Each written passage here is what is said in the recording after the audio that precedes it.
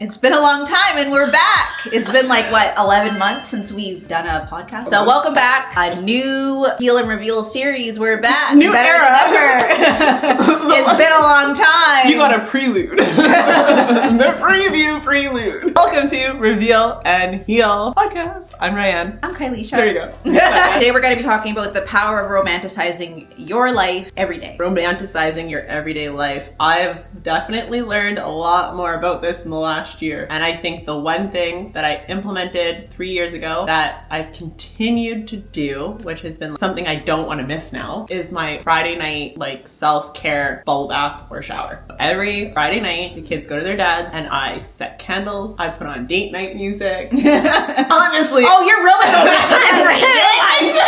I guess everyone's gonna do, of course, everyone's different. romanticizing their life on an everyday basis differently. It's weird. I woke up last week because I'm no longer working. Long story, I'm not gonna get into. And I woke up last Monday and I was like, I'm so happy for today, which is a feeling I haven't felt in a long time. It feels so good. Take my kids to school, go for a walk. The hustle and bustle of working and slaving away and working 9 to 5 and having no energy, and then you take that frustration out on your kids. And I was like, I'm just tired. I want to do something that is fun for me. And I'm like, I know that thing is out there. I don't know what it is. I have some time to figure out what it is, but just know I am a hustler. I will figure this out. I will be getting paid from something. Women naturally are nurturing and caring, and we are wanting to pour into the love of our families and our lives and to make it soft. I've never thought about that before, but I think that also comes from the strong women I've grown up around, right? There was no soft area of nothing. No. If the wood had to be cut, my aunt was outside cutting that wood with a damn axe, let me tell you. If shit had to be shoveled, my grandma was outside with my mom and my aunt shoveling the damn driveway. The lawn has to be mowed, you out there mowing the lawn. It's a village of women on women on women. Yeah, even I remember having the conversation with you when I had Simone, getting up and making breakfast for myself every day. You're like, you get up on a weekday and make yourself breakfast. And I'm like, it honestly, like my whole time being pregnant with Natalia, it was just, everything happened really quick. I had really bad postpartum depression. And I thought about it when it happened the second time around, which I was really reluctant on, like, I don't know if I can be a mom for the second time, just because it was so hard the first time. And then my husband was like, we got this, like, we're gonna be fine. I was able to like fully embrace being a mom to both of my kids. And I really cherish that time of getting up in the morning, getting Natalia ready for preschool, and just being there for them. I guess that's one thing that you said is important. You said that you trusted his guide and his leadership on that. And I think that's really important because when you think of a couple being in a relationship or in a marriage, right? You don't have to be biblical, but biblical sense. The man is the leader in the household, right? Well, it's a woman's, really as a wife, who trusts the leadership of their husband to guide you. And that is something that you're really not grateful, lucky to have had, because a lot of women don't have that. And I look back at my own experience, and the first time was okay. The second time was just absolutely horrendous. Honestly, I think that guidance or that trust in the partner you're having allows you to be able to romanticize your life more, or to lean into that. Yes. Now that I have this time off of work and I'm able to not just be here, but be present. I've always worked from home and I was always here, but it'd be like, oh, like I gotta do this, like, hold on, give me a sec. And like getting frustrated at work. And again, that would spill over into my family because I would be here, but I wouldn't be here. And I think that's important because there's a big difference between being here and actually being present. And in order to romanticize your life, you need to be present in your everyday. If you're not, you're either in the past thinking about what didn't work out, what you regret, what you want to change, and it's keeping you stuck in a loop, or you're too busy thinking about the future and then you're getting anxiety because you're like, well, I haven't achieved this yet and I still need to do this and I still do that, like making yourself feel bad, or you're in constant like stress mode. But like being present in that moment and just being like, I'm gonna just enjoy where I'm at. So a few weeks ago I was on the trail walking in the morning, and it was probably like between like 8 o'clock in the morning. It was cold and I was listening to the Mel Robbins podcast. I can't remember which one it was, but I sat down for a sec. There's just a nice little scenic area, and this lady walks up to me and I had my headphones in and she's like, can I give you a rock? And I was like, there's rocks everywhere. I was very confused. I was like, sure. And then she gave me like this little rock and it said like, Jesus loves you. And then on the back it had a scripture and it was like a small itty bitty rock. And I was like, I got up and I was like, is it okay if I give you a hug? And she was like, absolutely. And I'm like, it was just like during this whole work change that had happened, right? And I'm like, I'm trying to figure things out. I didn't like go into detail with her about this, but I was like, this is just so on brand with what I'm currently going through. Is how I know at the end of the day, everything is going to be a-okay. The universe conspires to like bring what's meant to pass always. Even like the conversations, because you had a conversation with me, you're surrounded with like-minded people, and how I don't know, it's like almost like your brain operates the same way, or certain things that are happening in your life that may be one way for you will be happening in my life, but it's a different way, but we relate in the different, like the different perspectives. You're getting like one side of it versus the other side of it, and then you're like crossing over, but then you can give each other, I feel like we're able to give each other advice. When I say like you romanticize your life, I feel like romanticizing it isn't always just like that self-care aspect, being grateful for your life, and that's a form of romanticizing it. I love where I'm at. I love the fact that I have a roof over my head, or that I own a place, or that, you know, whatever that case may be. And I think that's a really big thing. It doesn't have to be candles in this. I am romanticizing my life by like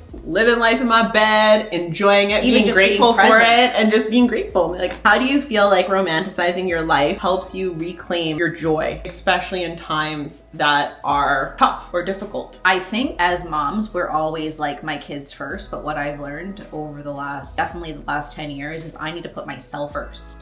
Because when my cup's not full, I'm not pouring into no one else's cup. One thing I've learned though is even when I'm not feeling like my best, and it's okay to like take that day and be like, I just need a break. I just need some time to just unwind and lay down and be sad. And it's okay to be in that moment. Tomorrow I refuse to be in the same mindset as I am today. So I think it's okay to stay there for a short amount of time. My mom was fine, but like I think about like different situations growing up and I'm like, oh wow. Times when like I got in trouble for no reason and I'm like, my mom was going through it then.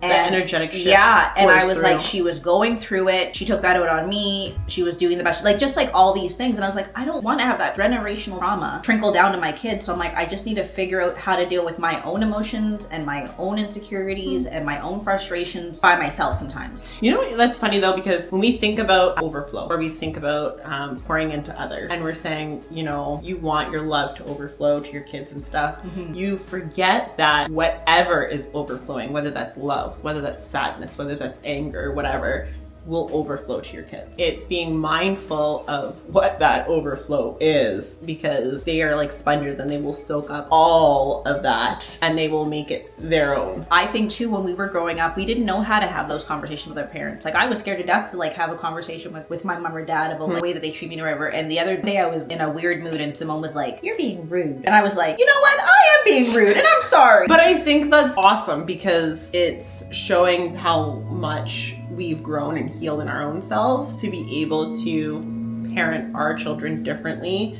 And again, we can only do what we're given. And our parents weren't given that safety. It's completely different generation, completely different circumstances. I want to talk about creating rituals out of routine. So this is something, for instance, in the mornings after I drop off my kids at school, I always go for, or I try to go for a walk, or I'll go to Pilates, or I'll go to the gym. Something to get my body moving and to, one, get it out of the way. That way I'm like, okay, I checked off my fitness for the day, but also to listen to a podcast and just get my juices flowing in my head. It's like an open canvas now that I'm not working. I'm like, oh, like, do I want to do a cooking class? Do I want, like, what do I want to do? When we talk about romanticizing our everyday life, that for me is one thing, that for you is a different thing, but it's important to create routine or rituals. It can be cooking and listening to music. It can be having a bubble bath and a glass of wine. It can be going for a walk. It can be whatever that looks like to you. Sometimes it's reading. I know you're a big reader. I'm not. Do what the things that make you happy. I just did this with one of my girlfriends, and you know, this like summer last year, we were in completely different spaces and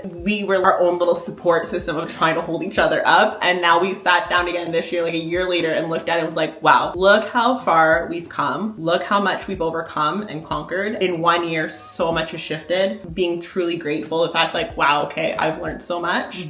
And being each other's accountability partner, because we were able to look at each other and point out areas that we've grown, but we individually didn't look at them as growth. Yeah. We didn't see it. It's interesting because to me, that is in itself a form of romanticizing your life, because you're like, okay, I'm now giving myself my flowers and being able to say, kudos to me. I've come so far and I have lots to go, but I've actually come far. And now I can like rest in knowing that like I'm not stagnant. So romanticizing your life, I had written down, is choosing to become the love of your own life story, even when no one else is watching, and learning to actively receive that love from yourself.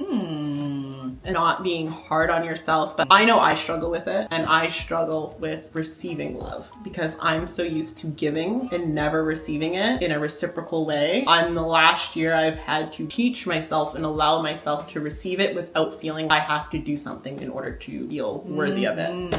I do have one question. Okay. When did you first start seeing beauty in the ordinary, and like what shifted in you to allow you to see beauty in that ordinary? The shift came from talking to my uncle, and I was just in like this super dark place, and I just didn't know how to get out of it. I've always seen women suffering, and well, I guess this is normal because like this is what I see my mom go through, this is what I've seen all my friends' moms go through, is just that pain and suffering. So I'm like, I guess this is normal. My uncle was like, no, it's not. You need to change your way of thinking. And that was, what do you mean change my way? And it just snowballed into self-help, and I was like, oh, self-care, pouring back into your own cup, doing anything that makes you, like, just all these things that were like foreign to me, right? I'm like, that's when I was like, oh, I can teach this to all my friends. Want to know down below what's one small way you're gonna romanticize your life this week, or that you already do. Thank you guys for watching. Don't forget to like, comment, and subscribe, and we will see you guys in our next video. Bye. Why you say bye like that? Bye. Bye.